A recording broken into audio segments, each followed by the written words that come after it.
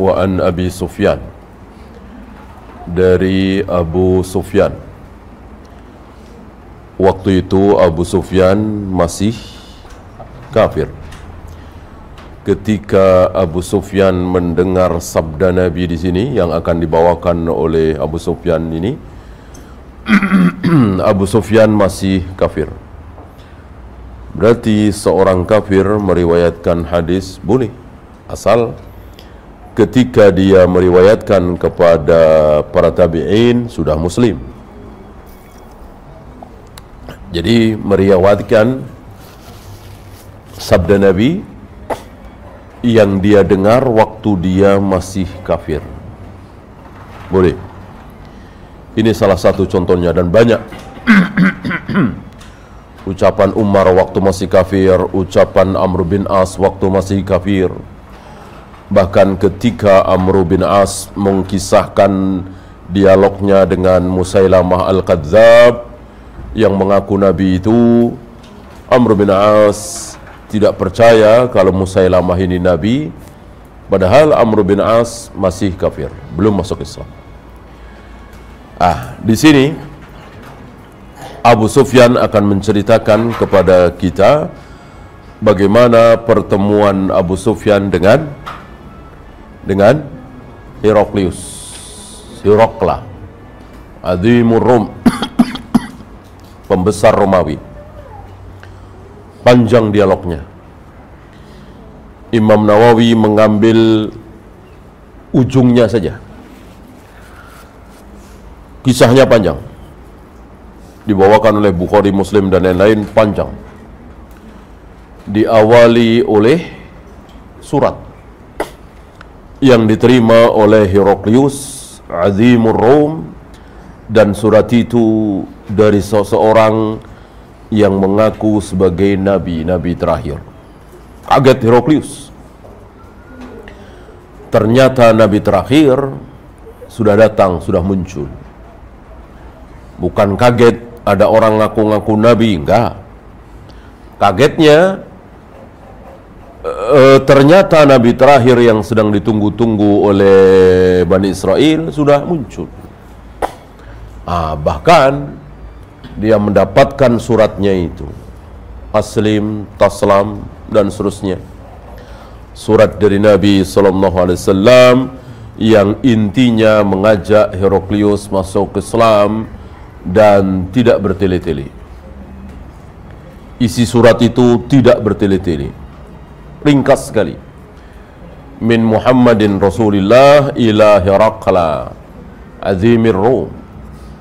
Surat ini dari Muhammad Rasulullah, utusan Allah, ditujukan kepada Herakla Azimir Rum. Ini ada fawaid bahwa sebelum surat ditulis, diberitahu dulu ini dari siapa. Gitu ya.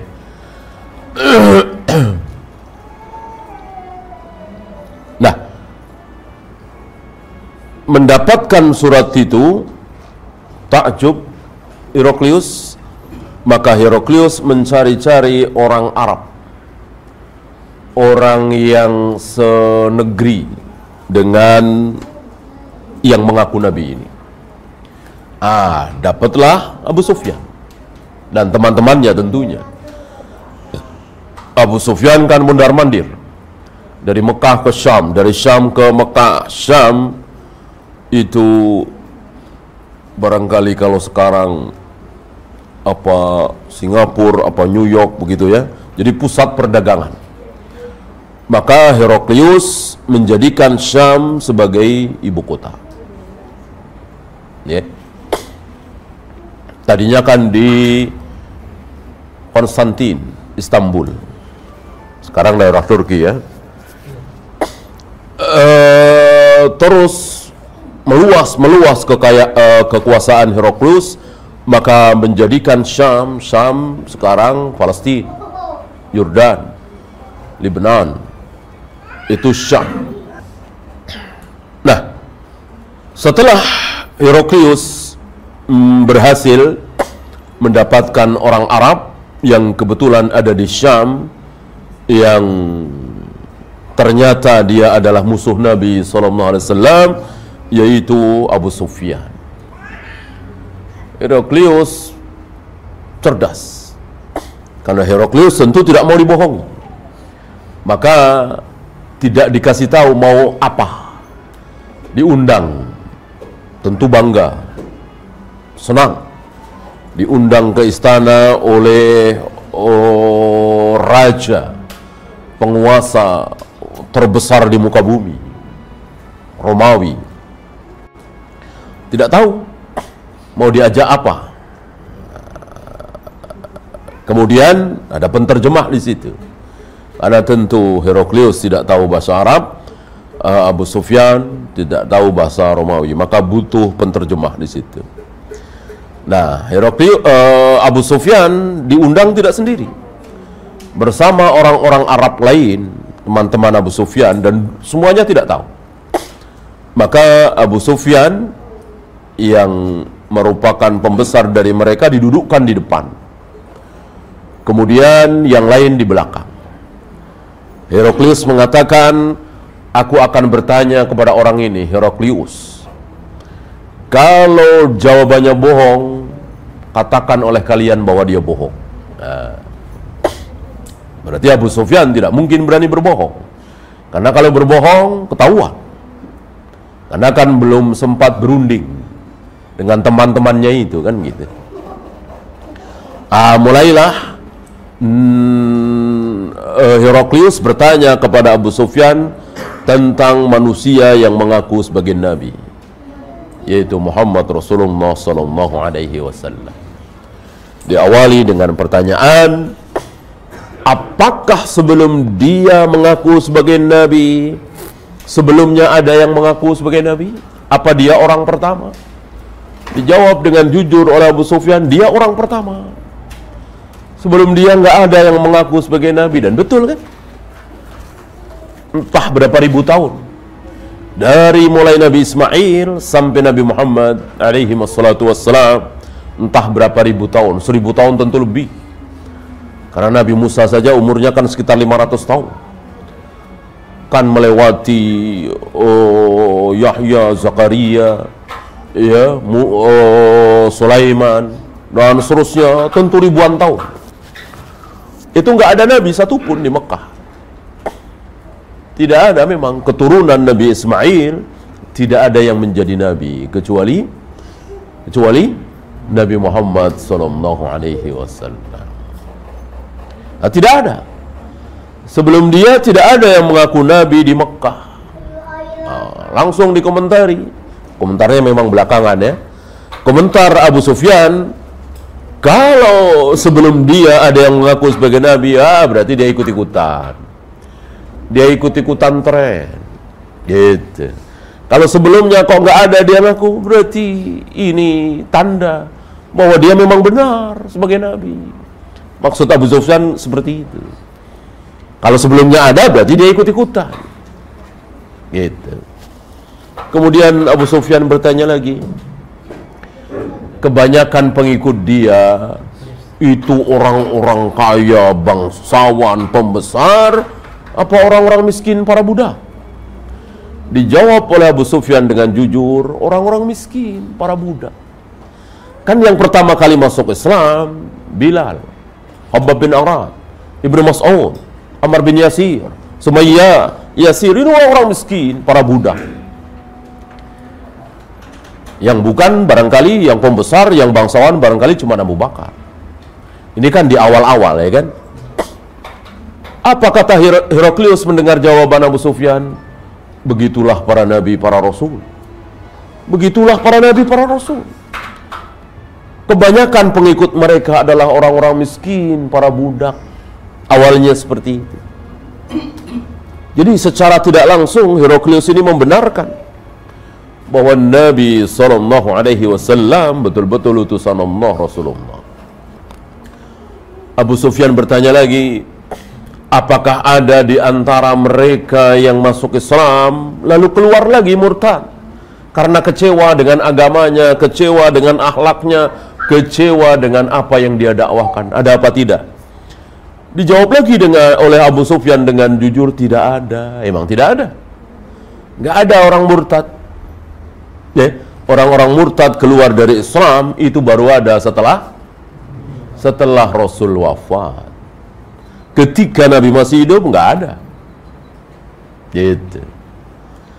Ini pun semakin menunjukkan kepercayaan Abu Sufyan. Gitu. Kemudian bagaimana peperangan, kan akhirnya Heraklius tahu bahwa Abu Sufyan itu pemimpin kafir Quraisy, Rasulullah Sallallahu Alaihi Wasallam pemimpin kaum muslimin, perang dalam perang Badar dan seterusnya. Ini kan sudah kejadian, ya. Ini perang Badar sudah kejadian ini. Bagaimana peperangan antara kalian dengan dia? Menang siapa? Dijawab oleh Abu Sufyan dengan jujur pula. Kadang dia menang, kadang kami menang. Kadang dia kalah, kadang kami kalah. Gitu. Artinya tidak menang terus, tidak kalah terus. Ini pun sama dikomentari oleh Heraklius. Begitulah para nabi, para rasul. Kalau perang, kadang-kadang menang, kadang-kadang kalah. Wa tilkal ayyamu nudawiluha bainan nas. Hari-hari peperangan itu kami gilirkan, kata Allah. Kadang yang benar itu menang, kadang kalah. Jangan menyangka bahwa yang namanya kebenaran pasti menang, enggak. Jangan salah faham dengan ayat ja'al haqqu wa zahaqal batil innal batila kana zahuqa. Ini bukan berarti bahwa setiap kebenaran muncul di muka bumi pasti menang, enggak. Lihat Nabi Yahya, Nabi Zakaria. Benar apa salah? Nabi Yahya, Nabi Zakaria berada dalam kebenaran apa kebatilan? Kebenaran, tapi menang apa mati? Mati, dibunuh oleh kaumnya, kan begitu. Maka tidak bisa kita mengatakan kita kan muslim, kita akan beriman, pasti kita menang. Tidak, terserah Allah. Maka kadang kaum muslimin jaya, kadang terpuruk. Sebab-sebab terpuruk ada tentunya, ya. Jadi para nabi, para rasul pun ketika perang tidak selamanya menang. Gitu. Kalau perang pasti menang, ya buat apa? Pakai senjata, pakai tameng, ya, pakai baju besi. Nabi pakai baju besi. Gitu. Nah, terakhir Heraklius bertanya. Setelah membenarkan terus, terakhir Heraklius bertanya, "Famadza ya'murukum bih?" Apa yang dia perintahkan terhadap kalian? Ajaran apa sih? Gitu. Kira-kira Abu Sufyan bisa jawab nggak? Kan logikanya mungkin kalau jawab, ya saya nggak tahu, saya bukan orang Islam, gitu ya, mungkin ya. Ya nggak tahu lah ajaran apa, saya kan bukan orang Islam, saya bukan penganut agama dia, saya bukan pengikutnya, saya nggak tahu isinya apa. Mungkin begitu ya logika kita ya. Ternyata Abu Sufyan bisa jawab apa enggak? Bisa. Bisa. Ini menunjukkan bahwa orang-orang kafir tahu ajaran Nabi Muhammad SAW itu kayak apa. Orang kafir tahu. Maka aneh sekali hari ini ada orang Muslim nggak tahu ajaran Rasulullah SAW kayak apa. Dikiranya Rasulullah mengajarkan muludan, tahlilan, salawat nariyah. Aneh ya. Muslim tapi tidak tahu ajaran Islam diajarkan oleh Nabi SAW. Sementara Abu Sufyan waktu itu kafir, tapi tahu ajaran Nabi SAW dan tahunya bukan tanggung-tanggung. Kita lihat pengetahuan Abu Sufyan. Menunjukkan Abu Sufyan, insya Allah termasuk Abu Jahal, Abu Lahab, faham betul ajaran Islam itu isinya apa. Karena faham, maka nggak mau mengimani, gitu. Apa yang pertama? Perintah Muhammad sallallahu alaihi wasallam yang pertama kali, u'budullaha wahdah. Tepat sekali. Yang terbesar perintah Nabi, syariat yang dibawa oleh Nabi sallallahu alaihi wasallam ini, sembahlah Allah satu-satunya. Abu Sufyan tahu, Abu Jahal, Abu Lahab tahu. Ini ajaran terbesar Islam, ajaran tauhid. ajaran Nabi Muhammad sallallahu alaihi wasallam, "U'budullaha wahdah." Sembahlah Allah satu-satunya. Tahu Abu Sufyan. Padahal masih kafir. Wala tusyriku bihi syai'an. Jangan sekutukan Allah dengan satu apapun. Jangan. Walaupun itu Jibril, walaupun itu Mikail, walaupun itu para nabi, para rasul, makhluk-makhluk terdekat dengan Allah, tidak boleh. Tidak boleh syirik. Bagaimana menyekutukan Allah dengan iblis? Bagaimana menyekutukan Allah dengan setan, jin? Menyekutukan Allah dengan Jibril, Mikail saja tidak boleh. Menyekutukan Allah dengan Rasulullah, dengan Nabi Musa, dengan Nabi Ibrahim tidak boleh. Bagaimana hari ini ada seorang muslim menyekutukan Allah dengan jin, dengan iblis, dengan setan? Allah bisa bikin dagangan saya laris, jin fulan juga bisa bikin dagangan saya laris. Lihat, Allah bisa memberikan rizki kepada saya, setan juga bisa memberikan rizki kepada saya. Ini lebih buruk dari syiriknya orang-orang terdahulu. Kemudian, watruku ma yaqulu aba'ukum. Dia juga memerintahkan, tinggalkanlah apa yang diucapkan oleh bapak-bapak kalian. Apa ini? Apa ini? Manhaj. Ya kan? Suruh meninggalkan apa kata nenek moyang. Jangan dipakai. Pakailah dalil qala Allah wa qala Rasul. Apa ini? Manhaj. Setelah yang pertama apa tadi? Tauhid, manhaj. Pas banget. Berarti menunjukkan Abu Sufyan ini faham dengan ajaran Islam. Nabi Islam nggak bilang, kayaknya Muhammad tuh ngajarin apa, nempelin debu ke muka gitu ya. Kalau nggak ada air, debu, tanah, suruh tempelin ke wajah, ke tangan. Nggak begitu. Padahal itu bagian dari ajaran Islam. Tapi itu tidak keluar dari mulut Abu Sufyan. Karena Abu Sufyan tahu ajaran Islam terbesar itu apa? Tauhid. Gitu. Abu Sufyan juga tidak mengatakan dia menyuruh apa itu, nungging-nungging sujud, ya, sholat kan? Enggak. Ini menunjukkan bahwa Abu Sufyan tahu ajaran Islam itu intinya apa. Yang pertama tauhid, yang kedua manhaj. Watruku ma yaqulu aba'ukum. Baru wa ya'muruna bis-shalah, baru setelah tauhid, setelah manhaj, baru salat ibadah.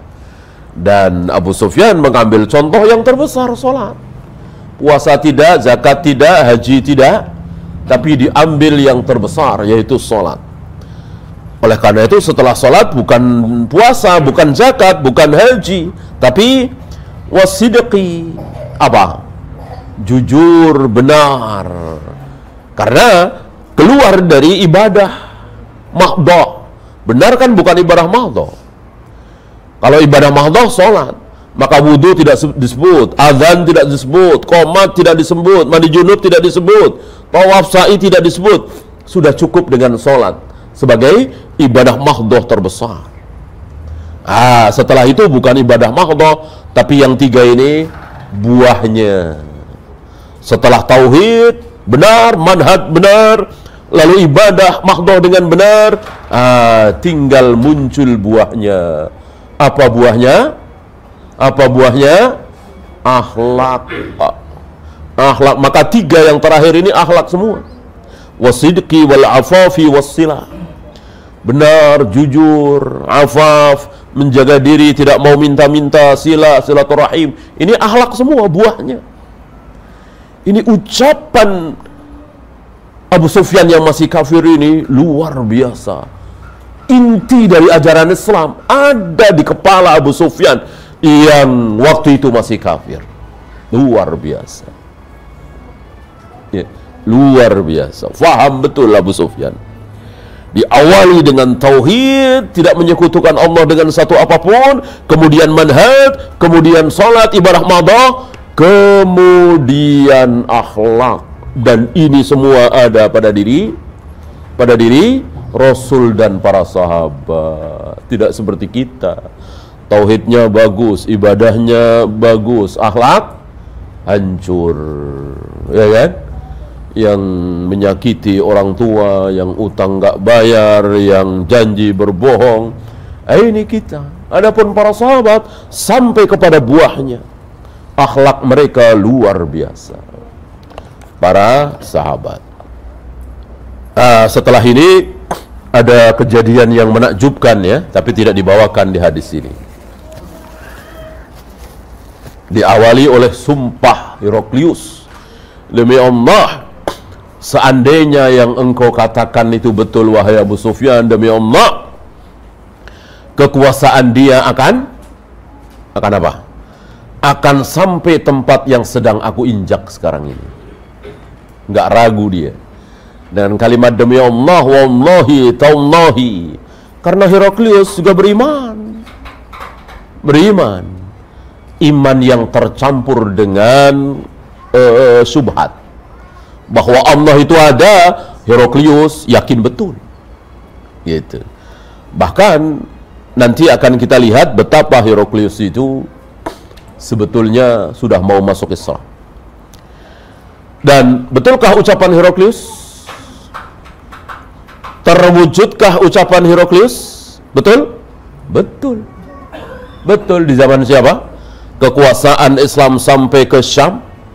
Lalu Heraklius mundur ke Istanbul, Konstantin. Umar. Ya. Jadi Abu Bakar 2 tahun, Umar 10 tahun. Ya mungkin nggak sampai 10 tahun. Kan bukan di akhir zaman Umar kan? Syam itu dikalahkan oleh kaum muslimin. Berarti nggak sampai 10 tahun dari ucapan Heraklius itu terbukti. Syam direbut oleh kaum muslimin tanpa perlawanan, tanpa pertumpahan darah. Mereka menyerahkan diri, memberikan gerbang itu ke Umar, dan Umar disambut oleh para batrik, para pendeta, para pastor dengan segenap kebesaran mereka. Sementara Umar memakai pakaian yang istilah kita compang-camping. Ya. Oleh karena itu sebelum masuk ke kota Syam dicegat oleh Abu Ubaidah bin Jarrah. Abu Ubaidah bin Jarrah mengusulkan kepada Umar supaya ganti baju, ya. Yang bagusan dikit lah, kalau kata kita ya kan. Cakapan dikit lah, nggak enak gitu. Sudah ditunggu oleh para pembesar. Marah Umar. Kalau bukan engkau yang bicara seperti itu, wahai Abu Ubaidah, sudah aku tampar engkau. Marah Umar. Disuruh ganti baju, marah. Ya, kita selama ini dibesarkan oleh Allah karena ketaatan kita. Bukan karena pakaian, bukan karena hal yang zahir. Tidak mau. Bahkan jalan kaki kan, tidak sedang menaiki kendaraannya. Gitu. Lalu kembali ke Heraklius tadi, bersumpah lagi demi Allah, seandainya dia sekarang ini ada di hadapanku, seandainya aku bertemu dengan dia, dia ada di hadapanku, demi Allah akan aku cuci apa? Kedua kakinya. Menunjukkan dirinya merendahkan diri di hadapan seorang Nabi terakhir Muhammad SAW. Ya. Dan ini bukti tanda bahwa Heraklius mau masuk Islam. Tapi sayang kurang berani menanggung resiko, atau kurang cerdik, tidak seperti Najasyi. Ya dasar hidayah. Najasyi cerdik, tahu kan bahwa keyakinan tidak bisa dipaksakan. Maka Najasyi masuk Islam secara sembunyi-sembunyi. Kalau Heraklius masuk Islam sembunyi-sembunyi, selesai. Enggak, Heraklius mengumpulkan para pembesar, para batrik, para pendeta, para pastor, para bangsawan dikumpulkan dalam satu tempat. Dan tempat itu mempunyai pintu-pintu yang banyak. Ada riwayat mengatakan bahwa tempat ini mirip-mirip parlemen, karena Romawi itu kan mengikuti seperti mengikuti demokrasi gitu. Jadi ada kekuasaan di luar raja, tidak seperti Parsi. Kalau Parsi tidak mengenal itu, tapi tentu tidak seperti sekarang ya. Artinya ada orang-orang yang diberi hak untuk berbicara, untuk mengusulkan dan seterusnya.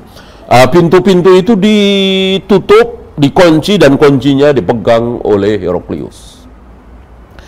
Nah, setelah para batrik, para pendeta, para pastor, para bangsawan masuk bersama Heraklius, Heraklius dengan terus terang mengatakan bahwa telah muncul Nabi terakhir, Muhammad sallallahu alaihi wasallam.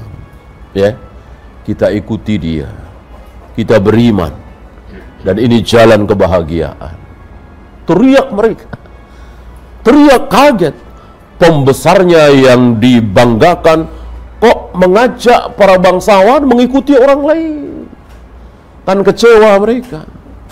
Itu kalau beriman ya tentu bukan jadi orang nomor satu. Orang nomor satu Nabi Muhammad SAW. Artinya tunduk kan. Oh, mereka nggak kuat mendengar ajakan itu, lari meninggalkan Heraklius. Tapi aman, kunci-kunci kan sudah dipegang. Ya, pinter Heraklius.